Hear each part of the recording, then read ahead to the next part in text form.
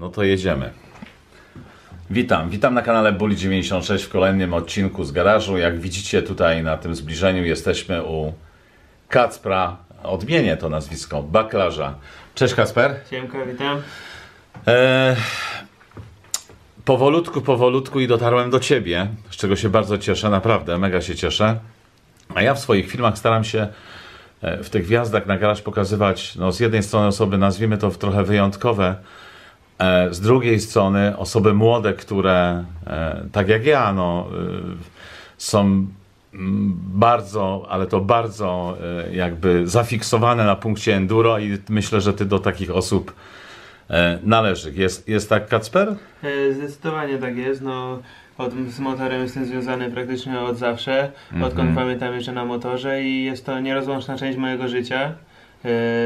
Teraz już można powiedzieć, że bawię się w to coraz bardziej poważnie. No i niewątpliwie cieszę się z tego, bo bardzo mnie to cieszy i daje satysfakcję. No to super. Słuchaj, ale zacznijmy, wiesz, jakby od początku, żeby poznać swoją przygodę, historię. Jaki był pierwszy motocykl? Taki pierwszy, wiesz, ten pierwszy. Pierwszy motocykl, no to nie zapomnę, była to Yamaha PU50. A ile miałeś wtedy lat, przepraszam? 3,5. Taki młody byłeś. Tak. Kupiliśmy ją w Olku Motocykle. Wtedy jeszcze można było kupić tam motocykle. I pojechaliśmy na trening na pola. Od razu mnie przejechała, wróciłem się, ale szybko wstałem. Pojechaliśmy do domu, ale na następny dzień już chciałem jeździć, no i tak się zaczęło i coraz więcej jeździłem. Wtedy mój tata jeszcze jeździł. Jeździliśmy razem po torach, on zawsze mnie brał ze sobą i można powiedzieć, że w dwójkę się cieszyliśmy, zawsze mnie trenował i sobie Jasne. A powiedz mi, był jakiś taki etap w Twoim życiu, no kiedy byłeś tym, wiesz, młodziutkim małym chłopcem, że ciągnęło Cię do innego sportu, czy? Można powiedzieć, że w życiu już robiłem wszystko. Grałem w piłkę, jeździłem na BMX-ie, na deskorolce, ale cały czas miałem motor, zawsze mogłem pojeździć. Był taki moment, że jeździłem mniej, bo wtedy to było akurat tak, że dużo razy byłem połamany. 3 razy pod rząd się połamałem i wtedy miałem taką barierę, ale z wiekiem mi przeszło i nagle znowu chciałem jeździć i tak zostało do dzisiaj. Dzisiaj, jak niektórzy z Was może wiedzą, a niektórzy nie wiedzą, jesteś, no można tak powiedzieć, chyba czynnym już sportowcem, tak? Tak, no tak, można tak powoli powiedzieć. Okej, a ile masz lat? 18 w tym roku skończyłem. Czynnym sportowcem i gdzie się ścigasz? Na jakich zawodach się ścigasz? W jakiej klasie się ścigasz? Temat, wiesz, no tych pytań jest dużo, także ja bym Cię prosił, jakbyś to wszystko ładnie tak, wiesz, przedstawił, nie? Priorytetem dla mnie jest rajdy enduro. To jest jakby najważniejsza dyscyplina i od zawsze taką była. Jeszcze dodatkowo startuję w cross country oraz super enduro, żeby cały czas jakby podciągać się i być lepszym w enduro, bo wszystko sprowadza się do tego. Teraz najważniejsze starty to Mistrzostwa Europy i Mistrzostwa Polski. W Mistrzostwach Europy w klasie Junior E1 zająłem w tym roku 5. pozycję. W Mistrzostwach Polski w Enduro niestety 2. A w Cross Country i Super Enduro udało mi się wygrać Mistrza Polski. No to bardzo ładnie, czyli wyniki są. Jakbyś mógł mi dzisiaj powiedzieć, jeździsz na jakim motocyklu? Na tym, który tutaj widzimy? To jest mój motocykl treningowy, jest to crossówka. Na nim startowałem w Mistrzostwach Polski Cross Country. Lepiej mi się jedzie takie długie zawody crossówką. Sam nie wiem czemu, większość mówi, że endurówka lepsza, ale mi jakoś bardziej pasuje. Może dlatego, że jest bardziej konkurencyjna i ja startując z drugiej linii łatwiej mi się wyprzedza, po prostu gdzieś na dojeździe do zakrętu tych, co wyprzedzam. A na co dzień w tym sezonie startowałem 250 endurówką KTM-em. W przyszłym roku może będzie to 200, tak naprawdę jeszcze nie wiadomo. Decyzji jeszcze nie podjęliśmy. Ja chyba parę dni temu gdzieś Cię widziałem, wiesz, na jakichś filmach, na testach bety. No, ja widziałem, inni też widzieli, tak? Jaka jest Twoja opinia na temat tego motocykla? Tak szczerze, wiesz, bez owijania w bawełnę. Wydaje mi się, że beta rozwinęła się od ostatniego modelu. Jest to motocykl, który już po prostu nadaje się do ścigania, bo te modele wcześniejsze, oczywiście w moim zdaniu, no średnio było, żeby się na nich ścigać, żeby tak startować, drgania. Ja osobiście jak jeździłem starym modelem, no to byłem w stanie wytrzymać na nim 3 minuty, bo nogi mi cierpły. A tym modelem jest dużo lepiej skręca. Nie wiem, czy można go już porównać z KTM-em. Pewnie zależy, kto co oczekuje od motocykla. No tak. W hard enduro wszyscy byli zachwyceni tą starą betą, a myślę, że nowa będzie lepsza. Zobaczymy, jak będzie się spisać do hard enduro na próbach. No wiadomo, że to już nie wystarczą krótkie testy, tylko to najlepiej dłuższa chwila, żeby... Kacper, no my wszyscy, którzy nazwijmy to trenują enduro albo w ogóle się bawią w ten sport, nawet amatorsko, no wiemy jak ten sport jest drogi, nie? Jak kosztowny. Skąd ty na to wszystko bierzesz pieniądze? Bo przecież uczysz się. Albo zapytam inaczej. Uczysz się, rozumiem, tak? Tak, no, chodzę do szkoły. Do szkoły. Chodzę do szkoły. A do jakiej szkoły? Do liceum ogólnokształcącego u nas w Bielsku. Jestem w klasie sportowej, co niewątpliwie pomaga mi w uprawianiu mojego sportu, no bo nie ma problemu ze zwolnieniami ze szkoły. Dyrekcja jest przychylna.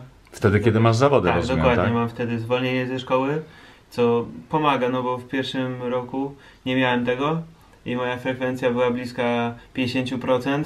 I już niektórzy nauczyciele zastanawiali się, czy przejdę, bo no, po prostu ze względu na obecność, a teraz udało mi się dogadać z panią dyrektor, że po prostu mam zwolnienie, czyli jakbym był w szkole, a po prostu jestem na zawodach i... A rozumiem, ale samochodzenie do szkoły o profilu sportowym, oprócz tych, wiesz, zwolnień i tak. jakby przychylności na to, że możesz jeździć na zawody, to coś daje? No nie wiem, wiesz, więcej jest może tego wychowania fizycznego, czy... Może nawet to wychowanie fizyczne nie jest jakby mi tak potrzebne, no bo dużo go opuszczam, nie ukrywam, no bo jakby jestem wieczorem na treningu, no to rano na 7:10, bo tak mamy WF, nie jestem w stanie pójść. Raczej idę dopiero na 8:50 po WF-ie. Nauczyciele jakby to rozumieją i nie mają z tym problemów, ale na przykład czasami dowiaduję się jakichś rzeczy takich potrzebnych w przygotowaniu albo coś takiego. No, na przykład mieliśmy dietetykę w sporcie, czy jakieś takie zajęcia, no to pomaga. A jednak. Tak, no na pewno jest to jakiś plus niż jakbym był na przykład w klasie humanistycznej, bo to w ogóle jest oderwane od rzeczywistości w moim przypadku. No tak. No ale tu wiesz, to moje poprzednie pytanie, czyli sport jest drogi, skąd na to wszystko, wiesz, pieniądze, bo uczysz się. No tak, no pieniądze, wiadomo, w najlepszy sposób rodzice, no to jakby głównie dzięki nim mogę jeździć i ścigam się na tym poziomie, na jakim się ścigam. Bardzo też pomagają mi kluby. Bardzo dziękuję właśnie z tego miejsca Kwidzyńskiemu Klubowi Motorowemu, BKM Bielsko-Biała oraz GKM Buczek za wsparcie mnie w tym sezonie. Jest to tak naprawdę to też dzięki nim mam te wszystkie sukcesy i mogę się ścigać, oraz oczywiście Polski Związek Motorowy, który umożliwił mi starty w Mistrzostwach Europy. No dobrze, tata, tutaj się zatrzymajmy. Twój tata, no ja wiem, również ściga się, tak? No aktualnie ma małą przerwę z powodowaną kontuzją, ale ściga się. Zobaczymy, czy do tego wróci, bo to jeszcze nie wiadomo. Znając życie, wróci. Ty i twój tata należycie do klubu... BKM Bielsko-Biała. No, to można powiedzieć, to takie centrum i chyba najlepszy klub, może w sensie najlepszy, który wypuszcza chyba najlepszych rajderów w Polsce, tak jest? Czy ja się mylę? Ogólnie zawsze było tak, że najlepsi zawodnicy są albo z Bielska, albo z Kielc. Aha, czyli te dwa miasta rządzą tak, w Polsce, tak? To jest kolibka enduro, tutaj się wszystko rozwija. Wiadomo, są pojedyncze przypadki gdzieś z Polski, ale to jest raczej rzadkość. Głównie Kielce i Bielsko. I ja jestem z Bielska i ścigam się tutaj, mogę trenować z najlepszymi, co też pomaga niewątpliwie. Dobrze, Kacper, powiedz mi, jakbyś troszeczkę może coś opowiedział o swoim motocyklu, to znaczy, no wiadomo, że to jest seria, nie? Jeździsz na zawieszeniu seryjnym, ktoś ci robi tutaj setting, jakbyś po prostu omówił swój motocykl, może masz jakieś, wiesz, patenty, które mógłbyś zdradzić, a one się mogą przydać nam amatorom. To jest motocykl treningowy, nie mam tu pozakładanych jakby wszystkich rzeczy, które mam na motocyklu startowym, ale jakby zawsze w motocyklu zmieniam zawieszenie. Zawieszeniem zajmuje się Wojtek Szczepański, czyli wiadomo, jeden z najlepszych tunerów w Polsce. Jestem bardzo zadowolony z tej współpracy, no układa się pomyślnie, zawieszenie jest coraz lepsze. Czekaj, bo drzwi skrzypią, poczekaj, niech tata wejdzie, bo dopiero teraz zauważył, że nagrywamy. Dobra, no daj dalej. O motocyklu mówimy. Wojtek Szczepański. Jestem bardzo zadowolony. Zmieniam zawsze jeszcze kierownicę. Raczej stawiam na niskie kierownice typu Rental 99 albo GM Motorsport 999, to jest właśnie z GM Motorsport założona. Nawiązałem też współpracę z firmą Reaper Gripper, która zaopatrza mnie w siedzenia. Ale siedzenie czy poszycie, tak poszycie, jak tutaj? poszycie, Samo poszycie, poszycie, tak. tak? Ale czym ono jest lepsze, wiesz, od serii? No, przede wszystkim jest zrobione z bardzo fajnego materiału, takiego miękkiego, który trzyma. I ma dodatkowo te przeszycia, tak zwaną zebrę. Widać, że ona jest jeszcze tutaj troszkę uszyta troszkę wcześniej, żeby jeszcze lepiej trzymała. Jestem naprawdę bardzo zadowolony. Jest to produkt, który niewątpliwie pomaga mi w ciężkim terenie. I co jeszcze tu masz, wiesz, takiego innowacyjnego, innego niż seria? Oprócz zawieszenia, Wydech. Kierownicy. Wydech. No, a co jest w wydechu? To jest aktualnie założony FMF z Power Partsa. A co, lepiej się jeździ na takim wydechu?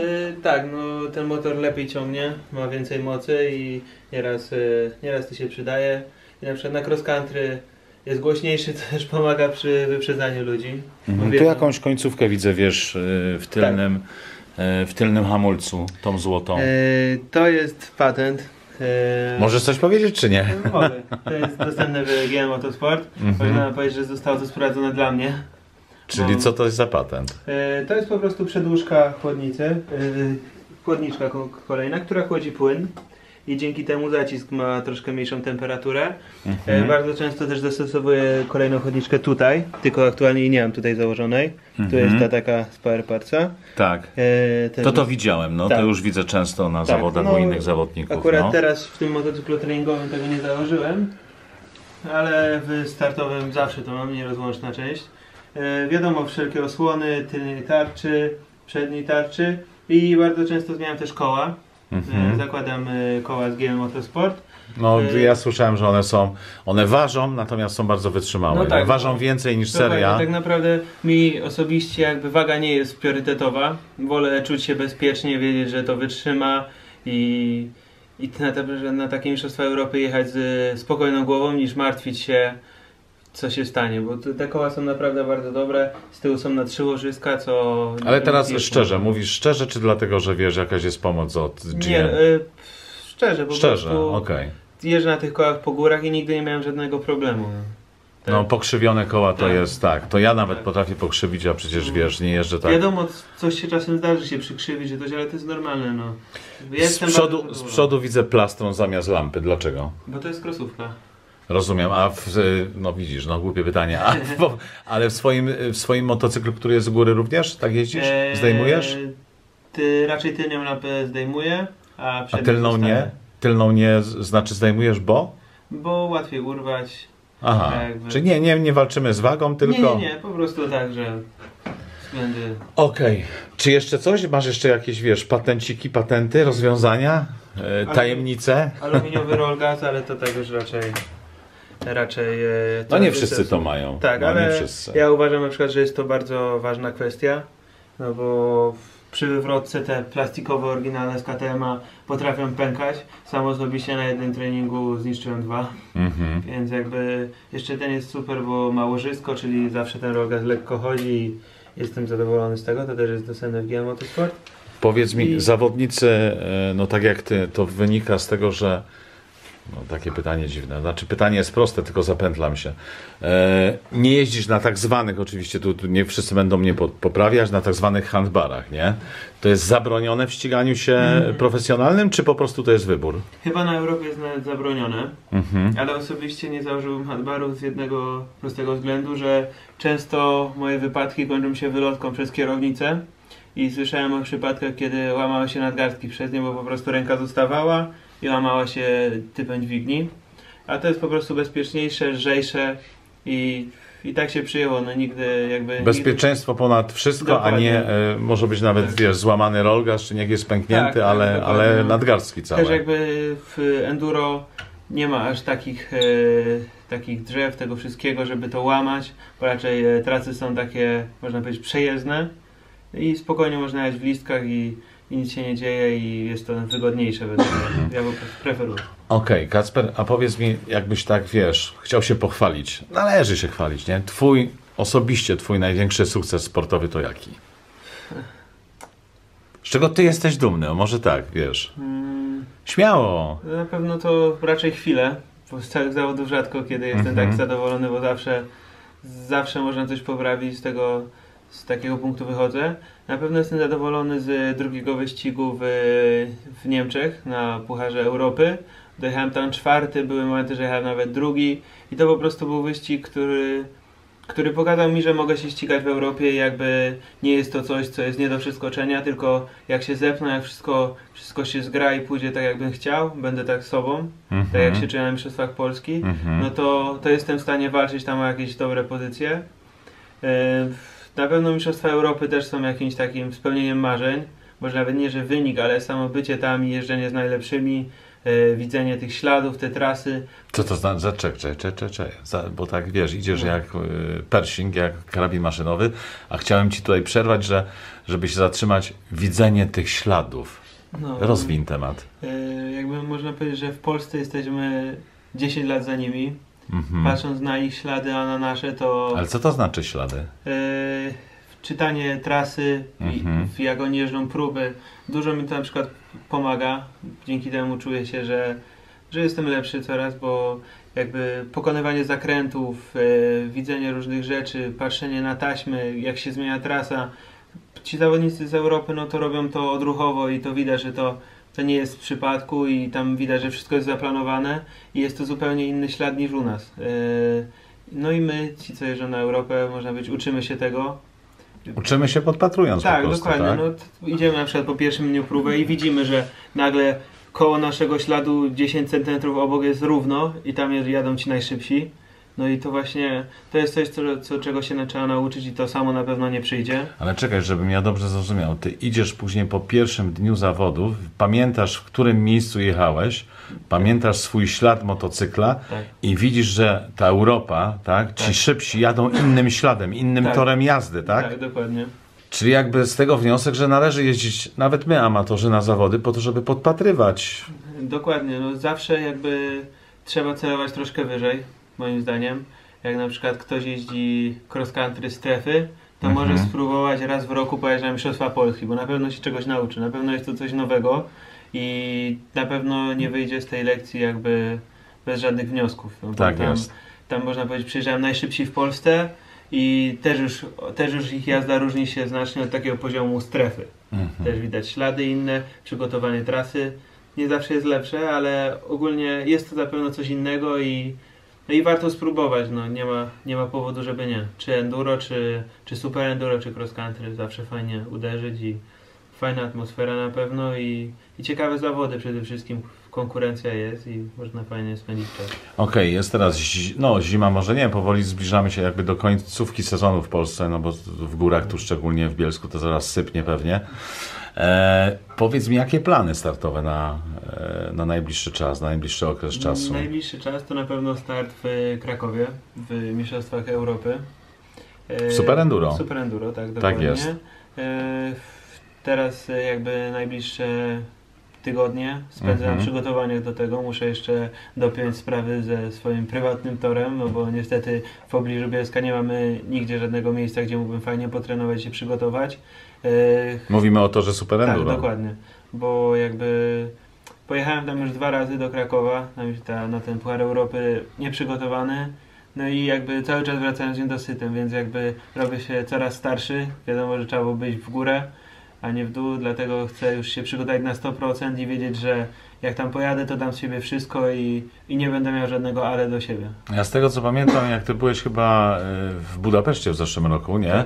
To też jechałeś bez przygotowania, tak? Tak. No w sensie bez przygotowania, bez praktyki. Tak, no niestety akurat Super Enduro ma to do siebie, że jeżdżę go bez przygotowania. No i chciałbym to zmienić, no bo jakby w Mistrzostwach Polski Super Enduro nie czuję się jakoś gorszy od tych zawodników z czołówki, tak.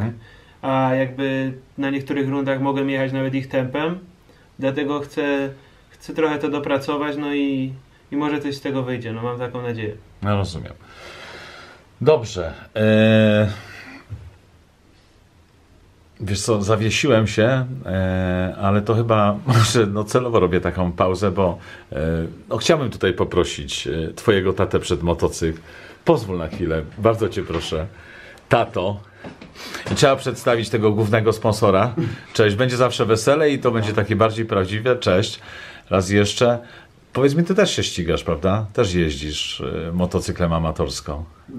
Tak, ścigam się, znaczy no, można powiedzieć, że ścigałem się, bo aktualnie jestem po kolejnym złamaniu nogi. Właśnie 2 tygodnie temu odstawiłem kulę, więc jestem teraz w trakcie rehabilitacji, ale chyba już sobie trzeba dać spokój z tym ściganiem. Z takim ściganiem, ale z samą jazdą, taką amatorską, gdzieś tam... Nie, no, myślę, że motocykl zostanie i że po górach tutaj u nas gdzieś sobie będę dalej śmigał. Nie? No, spoko. Słuchajcie, powoli zbliżamy się, ja to tak wiesz, chciałem tatę, czyli tego twojego najważniejszego sponsora, mechanika, nie wiem jeszcze kogo, tak, przedstawić, bo jak sami wiemy, że w tym sporcie bez rodziców i bez tej pomocy i bez tej pasji, to nic w tym sporcie no, nie wychodzi, a przynajmniej na początku, bo ciężko jest, bardzo ciężko jest w tym sporcie, ale nie będziemy już narzekać, bo popadniemy w jakiś taki melancholizm, a nie o to chodzi. Kacper, na koniec, jak wiesz, pytanie, bo taka jest, no, nazwijmy to tradycja tych odcinków, a twoją nagrodą będzie co? Zanim wiesz, trafisz do tego pytania, przejdziemy do tego pytania. Nowa, kadrowa. Kadrowa, tak? Tak. Ona wygląda chyba tak jak tutaj, ta tutaj, tak? Fajnie. Ona wygląda tutaj jak ta tutaj, no fajnie mi się powiedziało. Taka sama praktycznie. No spoko. Dobrze, Kacper, jakie będzie pytanie? Pytanie będzie, na jakim motocyklu jechałem pierwszy sezon Mistrzostw Polski Enduro dla mnie? Okej, jaka marka? I pojemność. Jaką tak, pojemność? Jaka klasa? Tak jest. Pytania bardzo was proszę przesyłajcie na adres bully.instagram@gmail.com. Ja oczywiście wszystkie te odpowiedzi prześlę tobie, żebyś ty je widział i ty po prostu dokonasz sobie tego zwycięzcę. Bardzo was proszę i namawiam do tego, żeby wbijać do Kacpra na jego tak zwane social media, bo teraz ten biznes tak to mniej więcej wygląda i sponsoring, że im więcej tych ludzi, tym łatwiej o tą pomoc z zewnątrz. Także wbijajcie na Kacpra Facebooka, Instagrama. Kacper, tobie bardzo dziękuję. Kciuki do góry. Kciuki, trzymajcie się. Hej!